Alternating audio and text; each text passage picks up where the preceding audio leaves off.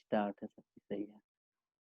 Today in your syllabus section 123 and 162 I have to discuss जो आपके case में जो सिलेबस मेंशन किया गया है state of UP versus Rajnarayan, उसका पूरा का पूरा स्टोरी मैं भी बताऊंगा, लेकिन उससे पहले सेक्शन क्या है, सेक्शन जो थोड़ा सी स्टोरी बता देता हूँ। स्टोरी में एक मजा है, ट्विस्ट है।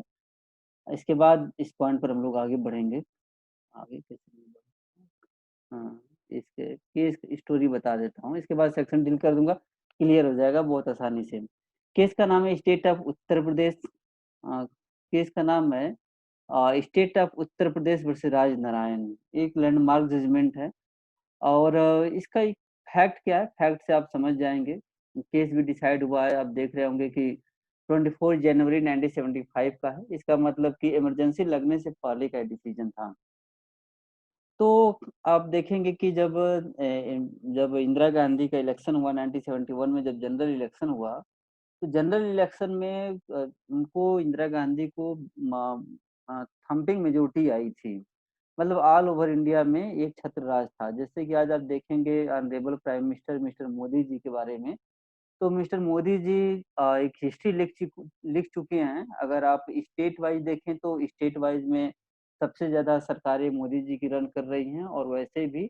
और लेकिन अगर टेरिटोरी वाइज से देखेंगे कि कितने क्षेत्र पर मोदी जी सत्ता संभाल रहे हैं और कितने क्षेत्र पर इंदिरा जी सत्ता संभाल रही थी, तो अगर 1972 की कंपेयर करेंगे आज के डेट में, तो इंदिरा गांधी जी का जो टेरिटोरियल एरिया था वो ज़्यादा कवर होता था।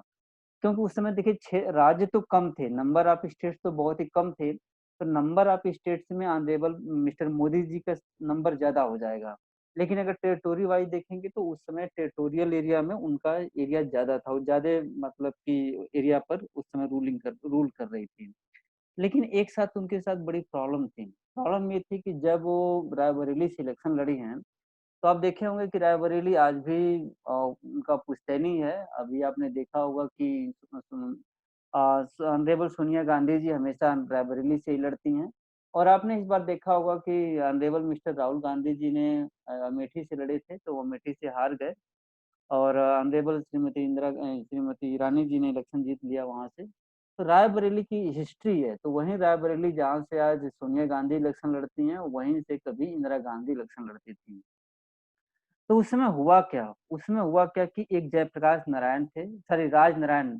राजनारायण और जयप्रकाश नारायण दोनों अलग-अलग चीज़ें हैं। राजनारायण को सत्ता का लोभ आ गया था। बाद के टाइम में देखेंगे तो सत्ता का लोभ आ गया था, और ये कहीं न कहीं सरकार गिराने-विराने में लग गए थे, इनका बहुत बड़ा योगदान था।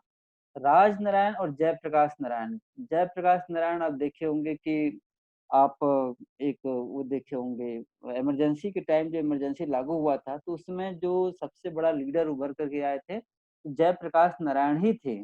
तो इसीलिए जब बाद में जब गठबंधन की सरकार बनी 1975 के बाद, तो उस पार्टी का नाम रखा गया जनता पार्टी। जनता पार्टी क्यों रखा गया? क्योंकि जे से जैब आ रहा था और पी से प्रकाश आ रहा था, जयप्रकाश नारायण। क्योंकि सारे पार्टियों के लीडर ने जयप्रकाश नारायण से रिक्वेस्ट किया कि देखिए आप प्राइम मिनिस्टर बन जाइए, लेकिन जयप्रकाश का कहना था कि नहीं, हम इस काम के लिए अब नहीं बने हैं। हाँ, सत्ता गलत काम कर रही थी, सत्ता का हमें विरोध करना था, बस उतना तक हमारा काम सही है। और जयप्रकाश नारायण ने संपूर्ण क्रांति का नारा दिया था। तो उस टाइम जयप्रकाश नारायण और राजनारायण में अलग है। तो इसीलिए जब 1975 77 के बाद इमरजेंसी के बाद जो पार्टी आई थी, जनता पार्टी आई थी, जनता दल नहीं आई थी। स्टूडेंट्स का हमेशा कन्फ्यूज रहता है कि जनता दल क्या है, जनता पार्टी क्या है। जनता पार्टी और जनता दल अलग है। जनता पार्टी जो रूल की थी वो 1977 से 1980 तक का रूलिंग था। और जो जनता दल ने रूलिंग किया था, जिसमें कि आप देखेंगे बीपी सिंह और चंद्रशेखर सिंह, ये लोग जो रूल किए थे, वो जनता दल था। तो जनता दल और इस तरह का अलग है। तो लेकिन राजनारायण का क्या कहानी है? राजनारायण के बारे में, ये बनारस से ही बिलॉन्ग करते थे। राजनारायण एक सोशलिस्ट लीडर थे, समाजवाद के बहुत बड़े लीडर थे। और इन्होंने क्या किया कि इन्होंने इंदिरा गांधी के खिलाफ ही चैलेंज कर दिया। इन्होंने कहा कि हम इंदिरा गांधी के खिलाफ ही इलेक्शन लड़ेंगे। अब इन्होंने इंदिरा गांधी के खिलाफ इलेक्शन लड़ने के लिए रायबरेली से पर्चा भर दिया। तो इंदिरा गांधी तो ठीक थी कि बहुत पॉपुलर थी, लेकिन जयप्रकाश की पॉपुलैरिटी, राजनारायण की पॉपुलैरिटी उनसे ज़्यादा थी, अगर एरिया वाइज़ देखा जाए। क्योंकि राजनारायण ज़रूर जमींदार फैमिली से बिलॉन्ग करते थे, लेकिन उनका जो सोशल एक्टिविटी था, जो बैकग्राउंड था, लोगों में बहुत ही पॉपुलर था। अब राज नारायण ने डिसाइड कर लिया कि हम इलेक्शन लड़ेंगे, अ, ऑनरेबल इंदिरा गांधी के खिलाफ इलेक्शन लड़ेंगे। अब पर्चा दोनों का भर गया, पर्चा भर गया। अब इसके बाद जब इलेक्शन की बारी आई तो इंदिरा गांधी को लगने लगा कि कहीं न कहीं वो सीट हार सकती हैं। जैसे आपने देखा होगा कि जब सीट हारने का जैसे बनारस में कंट्रोवर्सी हुई थी और कई जगह जब कंट्रोवर्सी हो जाती है, तो सत्ता का मिसयूज़ हमेशा से होता है। सत्ता का मिसयूज़ ऐसा नहीं कि आज पहली बार जब बीजेपी आई हुई है तो जजों को ट्रांसफ़र कर रही है, किसी को हटा रही है या इलेक्शन कमीशन को मिसयूज़ कर रही है, ऐसा नहीं है। ये जो भी सत्ता में रहेगा वही यही काम करेगा। हम नागरिक हैं, हमें अपने हिसाब से सोचना पड़ेगा। तो उस समय की कांग्रेस पार्टी थी, जो इंदिरा गांधी थी, उन्होंने पूरी तरह से इलेक्शन मशीनरी को मिसयूज़ किया। अब हुआ क्या वहाँ पे, अब रायबरेली में इलेक्शन का पर्चा भरा गया। अब हुआ क्या कि वहाँ के लिए सत्ता में ऑलरेडी थी इंदिरा गांधी और सत्ता में जब आप सेंटर और स्टेट दोनों में सत्ता में थी। अब वहाँ पे पूरी मशीनरी को सेट कर दिया कि नहीं हमें किसी न किसी तरह से इलेक्शन जीतना है और वहाँ पे पैसा बहुत ही खर्च किया गया है। एक जैसे इलेक्शन का लिमिट होता है, तो इलेक्शन के लिमिट को अब क्रॉस कर दिया उन्होंने। जैसे आपने देखा होगा कि अभी जब इलेक्शन हुआ था 19 में, तो ऑनरेबल मिस्टर मोदी जी ने कई रैलियाँ की। तो सारी रैलियाँ किसके खर्चे पर होती हैं? सारी रैलियाँ पब्लिक के पैसे पे खर्चा होती हैं। क्योंकि आप फ्लाइट से आ रहे हैं, जा रहे हैं और जाकर के कहेंगे कि हम गरीब आदमी हैं, चाय बेचने वाले हैं, तो इसी तरह का उनका भी यही काम था। तो उन्होंने क्या किया कि बहुत सारा पैसा को खर्च कर दिया। जब पैसा खर्च कर दिया और इलेक्शन का जब रिजल्ट डिक्लेयर होने वाला था, तो इलेक्शन पूरी तरह से वो हार रही थी। लेकिन उस समय क्या था कि बैलेट पेपर नहीं था और डीएम जिसको डिक्लेयर कर देता था, वहीं इलेक्शन जीत जाता था। अब डीएम ने जैसे वो हारने का कंडीशन पहुँच गया, तो वो हार रही थी, डीएम ने वहाँ पे चुनाव रोक करके सीधा बाहर निकल कर के अनाउंस कर दिया कि नहीं भाई इलेक्शन रिजल्ट डिक्लेयर हो गया, अब जाइए वो हो गया इंदिरा गांधी चुनाव जीत गई। अब उस समय हो गया बवाल, उसमें राजनारायण का कहना था कि नहीं डीएम ने गलती किया है और इसमें दोष दिया गया कि इंदिरा गांधी ने मशीनरी को मिसयूज़ करके इलेक्शन जीत लिया। अब इस बात को लेकर के राजनारायण ने केस फाइल कर दिया। जब राजनारायण ने जब केस फाइल कर दिया इलाहाबाद हाई कोर्ट में, तो राजनारायण ने जब case file Allahabad high court में किया तो शायद कौन से लाल थे, जज का नाम भूल रहा हूँ, जगमोहन ऐसा समथिंग कोई इस तरह का जज जज थे, थोड़ा-सा मिस कर रहा हूँ। इलाहाबाद हाई कोर्ट में पिटीशन जगमोहन लाल सिन्हा। जगमोहन लाल सिन्हा थे। तो इस इलाहाबाद हाई कोर्ट में इस बात को चैलेंज कर दिए राजनारायण। उन्होंने कहा कि नहीं, ये इंदिरा गांधी का इलेक्शन पूरी तरह से फ्रॉड है और जितना एक्सपेंसेस था, जो लिमिट था, उससे ज़्यादा आपने क्रॉस किया। अब इस बात को जब इलाहाबाद हाई कोर्ट में चैलेंज हुआ, तो उस समय जगमोहन लाल सिन्हा बहुत ही ऑनरेबल जज थे, मतलब कि रियली में ऑनरेबल थे। ऐसा नहीं था कि हम इंदिरा गांधी के खिलाफ अगर इंदिरा गांधी के फेवर में जजमेंट देंगे, तो हम सुप्रीम कोर्ट पहुँच जाएँगे, ऐसा कुछ भी नहीं था। आपको मैं बता दूँ नॉलेज नॉलेज के लिए एक प्रधानमंत्री एपिसोड बनाया गया है। प्रधानमंत्री एपिसोड में प्रधानमंत्री मतलब कि उनका नाम मैं भूल रहा हूँ कौन बनाया है। मैं देखता हूँ उनको कम से कम मैं 8-10 बार देख चुका हूँ। प्रधानमंत्री एपिसोड में शायद 30 एपिसोड लगभग सर हो गए। शेखर कपूर। हाँ, शेखर कपूर हैं। चंद्रशेखर कपूर या शेखर कपूर जो भी हों। तो देखो यार हमें नॉलेज बहुत ही कम है, तो बस थोड़ा बहुत क्योंकि आइडिया इधर-उधर का नहीं है। चलो अच्छा हुआ कि थोड़ा-सा इसी बहाने सर एबीपी न्यूज़ ने बनाया था। हाँ, एबीपी न्यूज़ ने बनाया था। तो इस तरह के क्या है उसमें देखना तो उसमें सीधा-सीधा ये दिखाएगा कि किस तरह से एक प्रधानमंत्री अपने पावर का इन्फ्लुएंस करके जज को डरा रहा है, धमका रहा है। और एक बात और बता दूँ सिलेबस से हट करके, जब शैलेश हेगड़े ग्रोवर ने जब विरोध किया था और रिज़ाइन दिया था, तो शैलेश हेगड़े ग्रोवर पे सरकार ने बम फेंकवा दिया था और वो तो बाल-बाल बच गए थे। अलग बात है, तो सरकार हमेशा मिसयूज़ करती है पावर को। तो जब इलाहाबाद हाई कोर्ट में जब मैटर गया, तो इलाहाबाद हाई कोर्ट में जब मैटर गया तो एविडेंस को लेकर के सबसे पहले आर्गुमेंट हुआ। देखो 2 केस है, एक केस तो है इंदिरा गांधी वर्सेस राजनारायण का, वो सुप्रीम कोर्ट में उनके इलेक्शन का रिगार्डिंग है, सीधा-सीधा वो इलेक्शन का है। और ये वाला जो है state of UP versus Rajnarayan का ये एविडेंस के रिगार्डिंग है, 2 केस एक ही नाम से, मिलते-जुलते नाम से हैं, लेकिन कन्फ्यूज़ मत होना। तो इंदिरा गांधी वर्सेस राजनारायण और state of UP versus Rajnarayan दोनों अलग-अलग हैं।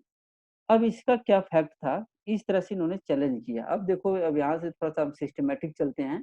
सिस्टमैटिक देखते हैं तो सीधा-सीधा लिख रहा है कि राजनारायण फाइल्ड इलेक्शन पिटीशन और challenging the election of Shrimati Indira Gandhi का इलेक्शन चैलेंज किया। उनका कहना था कि इंदिरा गांधी ने जितना मनी खर्च करना चाहिए था, उससे ज़्यादा मनी खर्च हो गया। आप देखेंगे कि एमपी एमएलए के लिए इलेक्शन में लिमिट होता है कि आपकी लिमिट है, जैसे आप 50 लाख तक का खर्च कर सकते हैं। तो इस तरह का एक लिमिट होती है कि अब उससे ज़्यादा उन्होंने खर्च किया था, इसको उन्होंने चैलेंज किया और उसका कहना था कि उन्होंने डॉक्यूमेंट माँगा। उनका कहना था कि हमें डॉक्यूमेंट चाहिए, कितने पैसे खर्च हुए हैं, पहला पॉइंट था और दूसरा पॉइंट था कि जो ब्लूप्रिंट तैयार होता है, ब्लू बुक, तो ब्लू बुक क्या होता है, यहाँ पे मैंने मीनिंग लिख दिया है क्योंकि कई बार कन्फ्यूजन क्रिएट करेगा तुम लोगों को। Blue book entitled rules and instructions for the protection of prime ministers when on tour और ट्रैवल।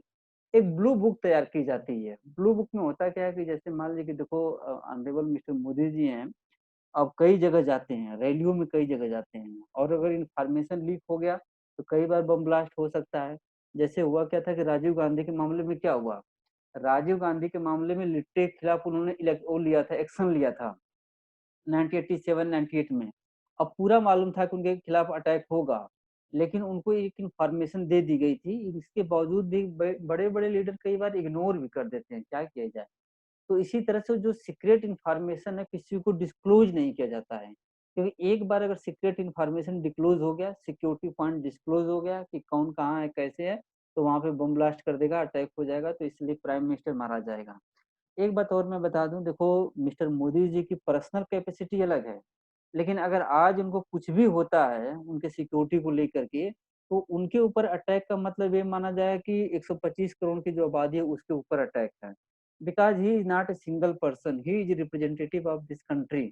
इस बात का हमें ध्यान में रखना पड़ता है। तो ब्लू बुक तैयार जब होती है तो पूरे सिक्योरिटी का होता है। देखो यहाँ पे लिखा होगा टूर आर इन ट्रेवल, वो कहाँ-कहाँ जाते हैं, कैसे जाते हैं, क्या यात्रा करते हैं, क्या सिक्योरिटी होती है, सब कुछ लिखा जाता है। जैसे इलेक्शन के टाइम में ऑनरेबल मिस्टर मोदी जी के साथ एक व्यक्ति जो सिक्योरिटी गार्ड है, सूटकेस लेकर के भाग रहा था। मतलब उसमें तो इसी बात पर कुछ लोग कहना शुरू किए कि सूटकेस में पैसा था। ऐसा नहीं होता है, जो कमांडो होते हैं वो छोटा-सा सूटकेस देखने में होता है, लेकिन उसमें इतने एडवांस इंस्ट्रूमेंट होते हैं कि किसी भी अटैक को बहुत जल्दी से नलीफाई कर सकते हैं। इन्होंने उसी की ब्लू बुक को माँगा कि हमें ब्लू बुक चाहिए और जितना खर्चा है उसके हिसाब से दीजिए और ये अगर हमें मिल जाएगा सारा डॉक्यूमेंट, तो हम ऑलरेडी प्रूफ कर देंगे कि उन्होंने अपने इलेक्शन में पैसा ज़्यादा खर्च किया था और अपने पावर का मिसयूज़ किया था और इस तरह से उनका इलेक्शन अनकॉन्स्टिट्यूशनल डिक्लेयर हो जाएगा। एक बात मैं बताना चाहूँगा, देखो इस केस में तो नहीं, लेकिन उसी जज ने दूसरे केस में जब मतलब फैक्ट यही था, केस का नाम चेंज हुआ है। उसमें श्रीमती इंदिरा गांधी के इलेक्शन को अनकॉन्स्टिट्यूशनल डिक्लेयर भी कर दिया गया था। अब इंदिरा गांधी ने अपने इलेक्शन को कैसे बचाया, ये कॉन्स्टिट्यूशन में तुम लोग पढ़ोगे, बहुत लंबा टॉपिक हो जाएगा। टॉपिक से भटक जाऊँगा क्योंकि 18 मिनट हो चुके हैं। तो ब्लू बुक किस तरह का उन्होंने डिमांड कर दिया।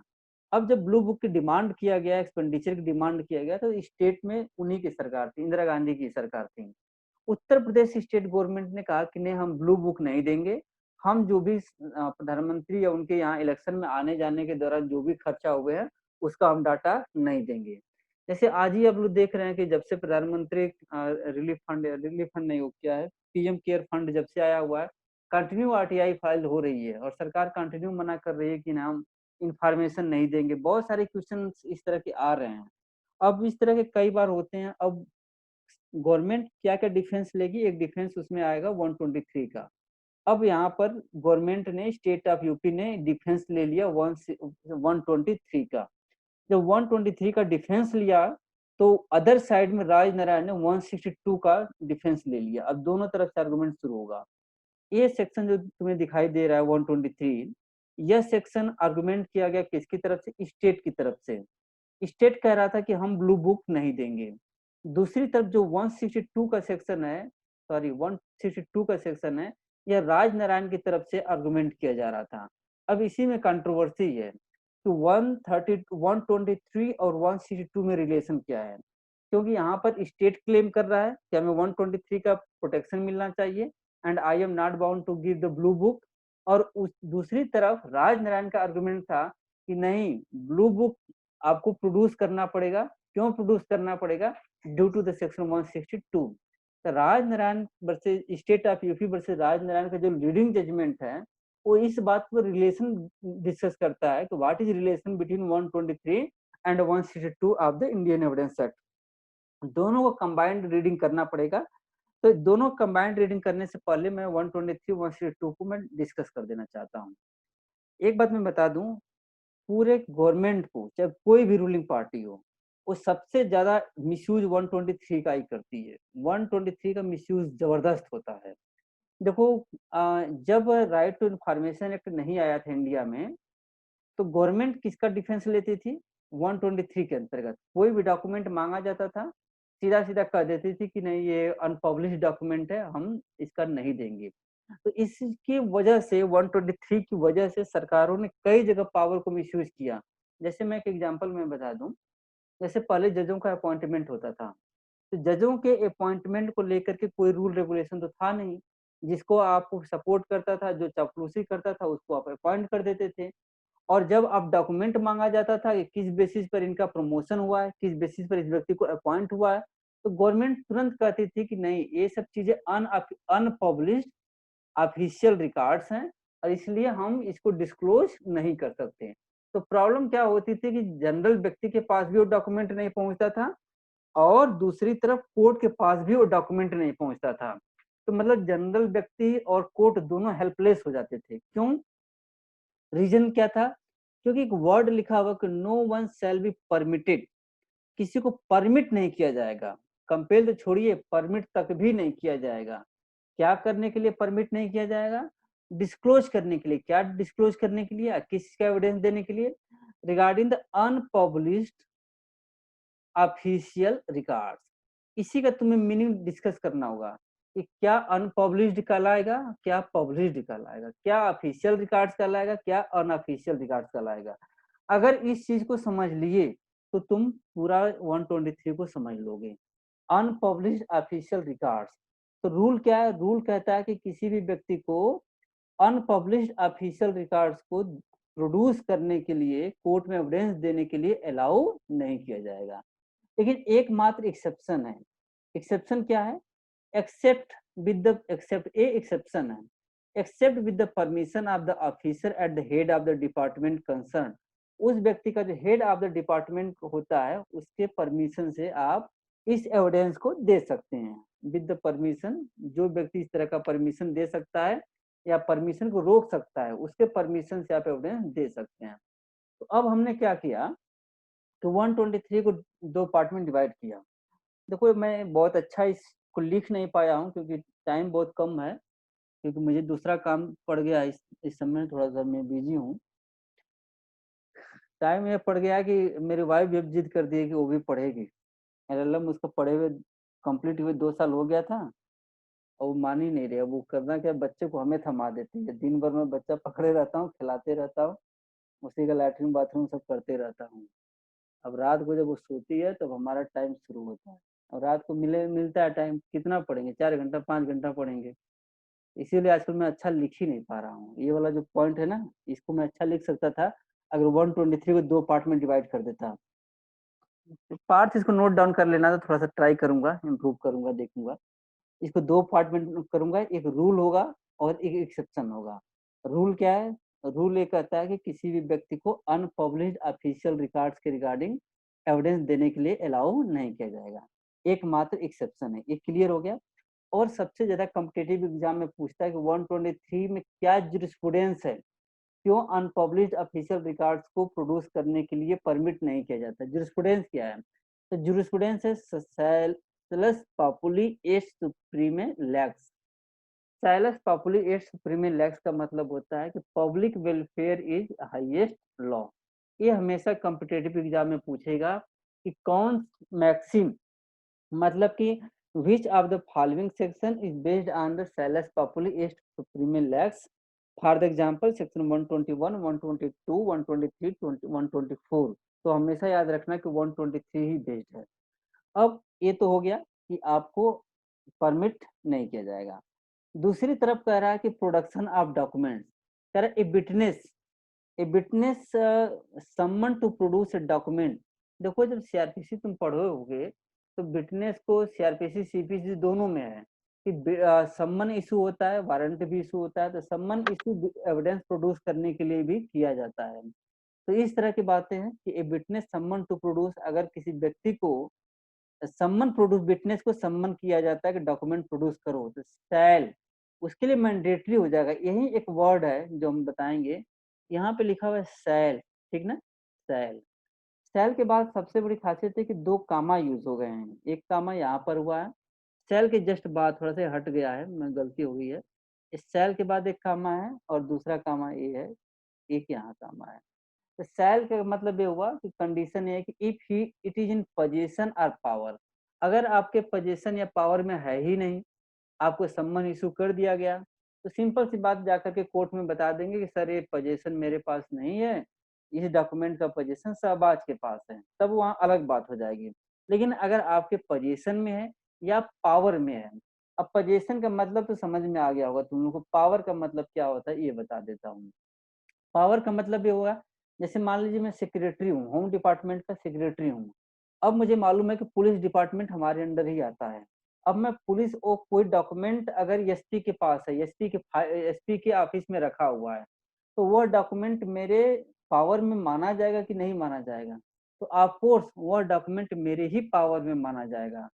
तो इसका मतलब ये है कि उस मामले में भी मुझे डॉक्यूमेंट प्रोड्यूस करना मैंडेटरी है।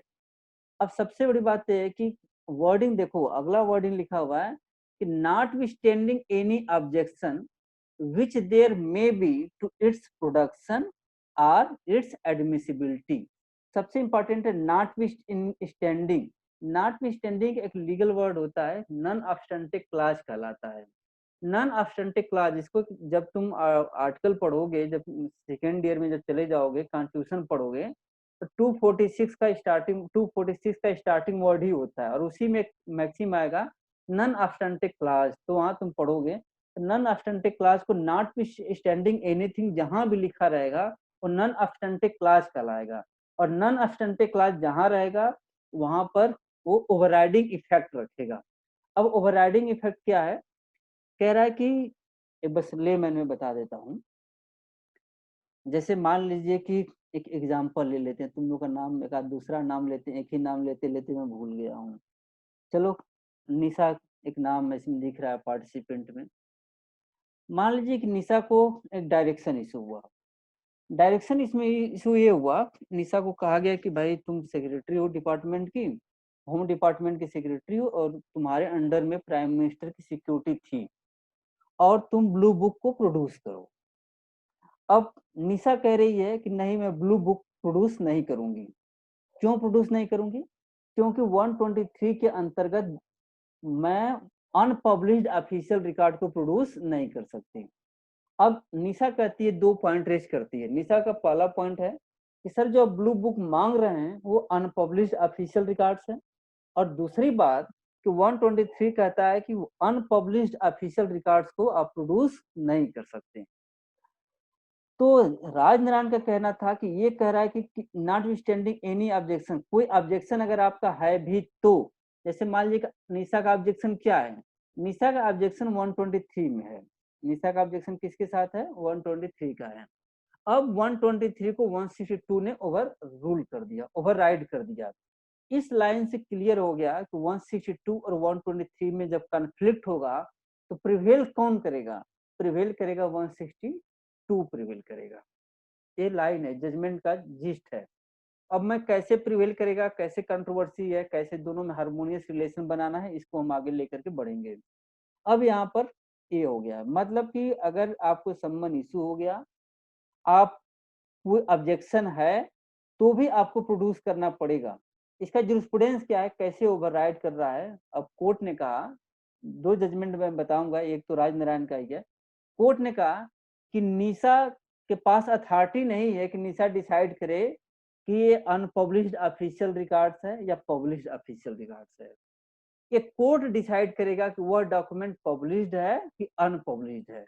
निशा का काम सिंपल सा ये है कि आप डॉक्यूमेंट प्रोड्यूस करें और उसका ऑब्जेक्शन है, उसका ऑब्जेक्शन कवर पेज के साथ लगा करके ये मेरा ऑब्जेक्शन है, वो उस कोर्ट को सबमिट करें।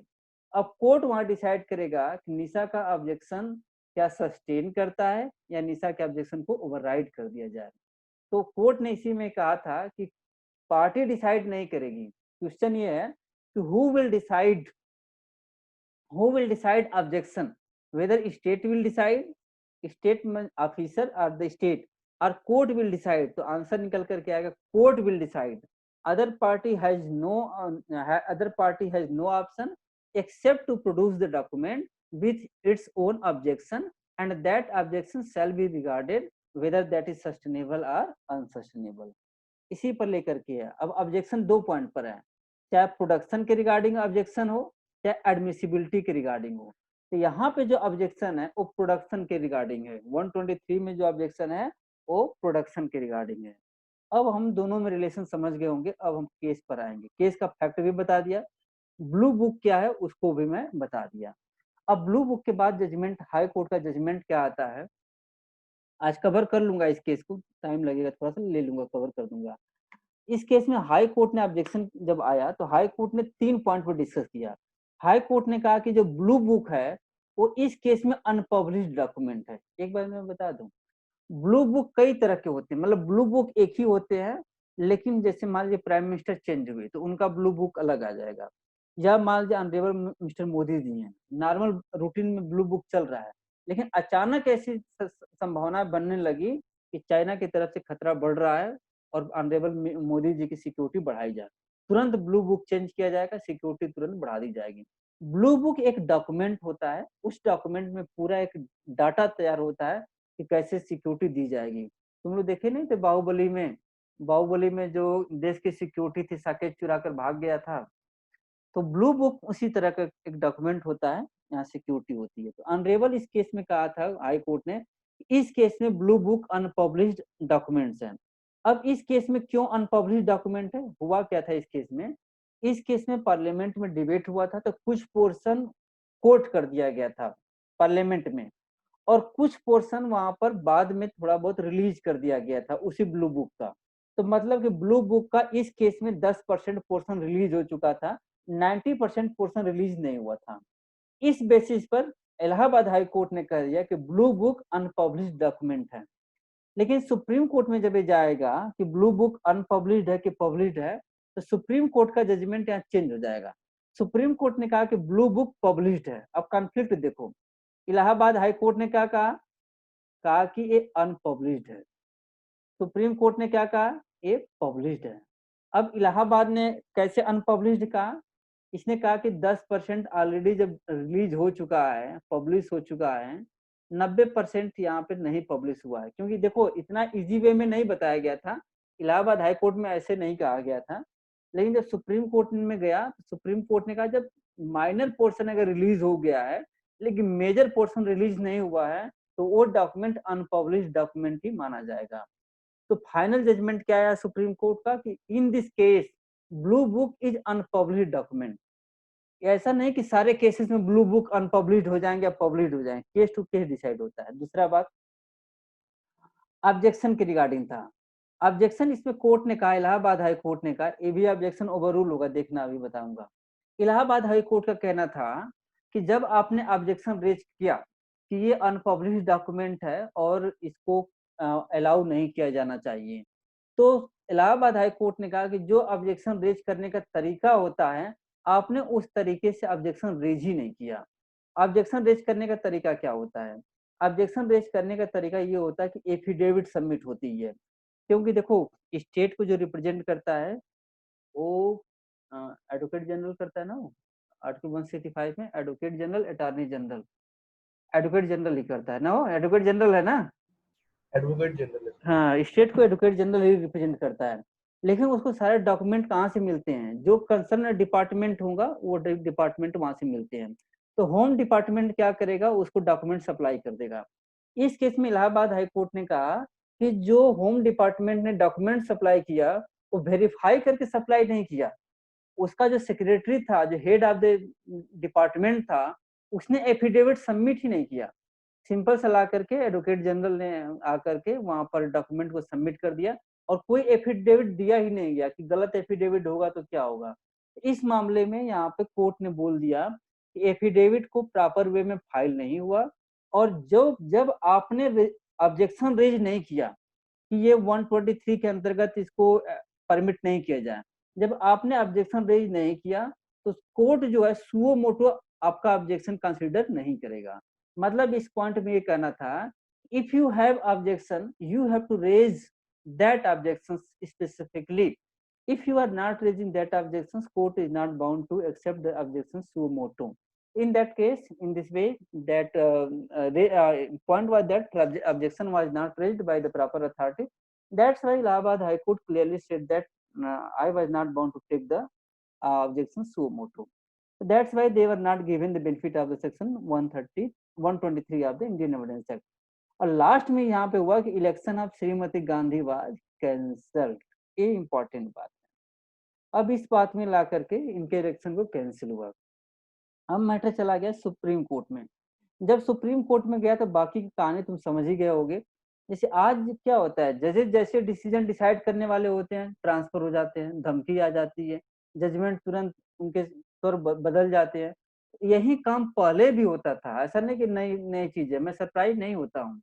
पहले भी ऐसा ही हुआ जब इलाहाबाद हाई कोर्ट में लग गया कि नहीं वहां पे वो होगा, मतलब जजमेंट अगेंस्ट आ गया इंदिरा गांधी के खिलाफ, तो क्या किया जाए। तो उसी तुरंत आर्टिकल 39 को 39th अमेंडमेंट किया गया था और सब कुछ चेंज कर दिया गया था। और वहां पे अजीत नाथ रे को पहली बार सुपरसीड कराया गया था बाई सेलर हेगड़े ग्रोवर को, मतलब साइड लाइन करके अजीत नाथ रे को वो कर दिया गया, सुप्रीम कोर्ट का चीफ जस्टिस बनाया गया। और chief justice of India he bench decide करता है कौन जज होगा कि नहीं होगा। तो सबसे पहली बात कि अगर कोई सबसे बड़ा चापलूस अगर पहली बार सुप्रीम कोर्ट ऑफ इंडिया में सीजीआई बना था तो वह अजीत नाथ रे थे, और उन्होंने अपनी चापलूसी का प्रमाण भी दिया। उन्होंने बहुत ही प्रॉपर वे में बैलेंस बनाते हुए इंदिरा गांधी के इलेक्शन को बचा लिया और डिक्लेयर कर दिया कि Indira Gandhi election of Indira Gandhi is constitutional but article 39th amendment is unconstitutional. तो बैलेंस बनाया था उन्होंने। इस केस में वो सब पॉइंट डिस्कस नहीं हुआ, इस पॉइंट में हमें एविडेंस डिस्कस करना है। अब यहाँ पर आ गया प्रिविलेज। तो प्रिविलेज के रिगार्डिंग सबसे बड़ी बात यह है कि यहाँ पे प्रिविलेज के रिगार्डिंग की वही बात है, सिंपल सी बात है कि किस किस मामले में होता है। यहाँ कुछ एग्जांपल दिया हूँ मैं, सीक्रेट ऑफ स्टेट हो गया, स्टेट पेपर हो गया, कॉन्फिडेंशियल ऑफिशियल डॉक्यूमेंट्स हो गया, communication between the government and state officers हो गया।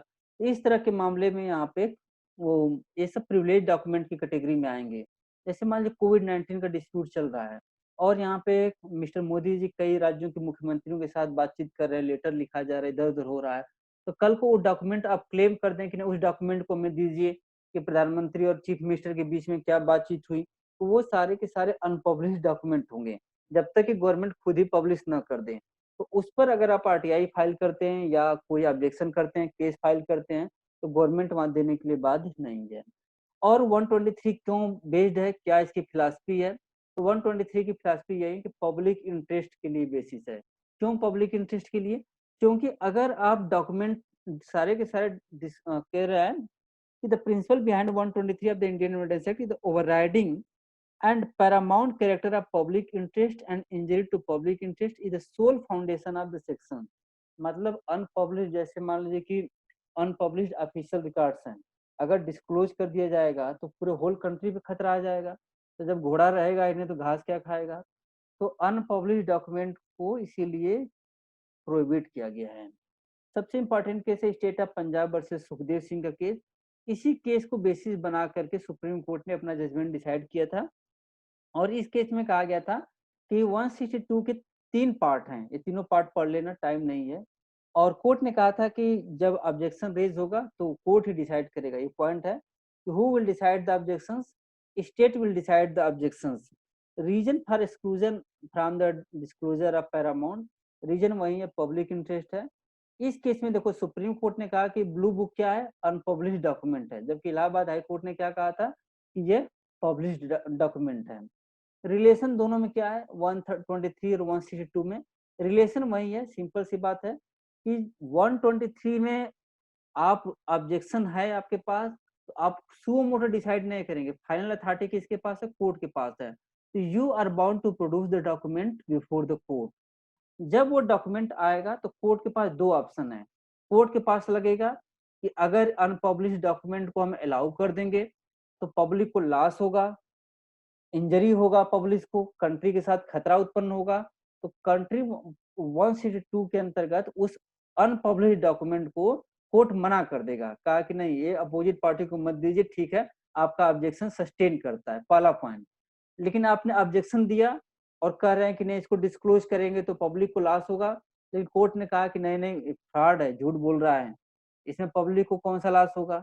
जैसे प्रधानमंत्री केयर फंड जो आया हुआ है केयर फंड का, अब जिसने जिसने दान दिया है भाई, दान दिया है, अगर उसको आप डिस्क्लोज कर देंगे तो कौन सा नुकसान होने जा रहा है, पब्लिक को कहाँ से नुकसान होगा।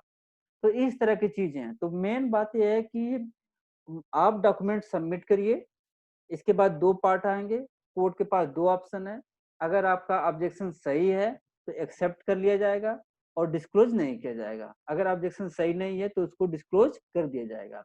और जो अपना ऑब्जेक्शन रेज़ करने का तरीका क्या है? ऑब्जेक्शन रेज़ करने का तरीका आपको एफिडेविट सबमिट करना पड़ेगा। और फाइनल यही हुआ कि judgment of the high court was set aside.